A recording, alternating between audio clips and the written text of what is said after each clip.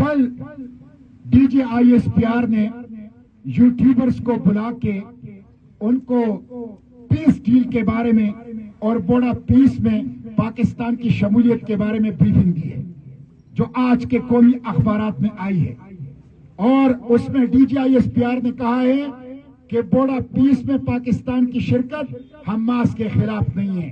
میں D G I S P R سے پوچھنا چاہتا ہوں، D G I S P R صاحب، بوڈا پیس کا صدر ٹرمپ ہے، وہ ٹرمپ جس نے 2 سال میں $22 ارب اسرائیل کو اس جینوسائیڈ کے لیے فراہم کر دیے۔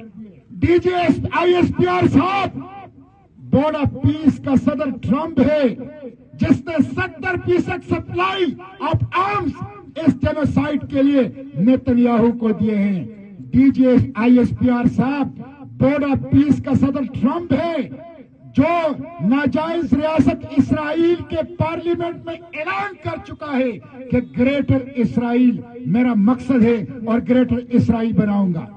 D G I S P R صاحب، بوڈا پیس کا صدر ٹرمپ ہے جس نے کہا ہے کہ حماس غیر مسلح ہوگی اور غیر مسلح نہیں ہوگی تو ختم کر دی جائے گی۔ اس لیے D G I S P R صاحب، قوم کو دھوکہ نہ دو، قوم سے جھوٹ نہ بولو۔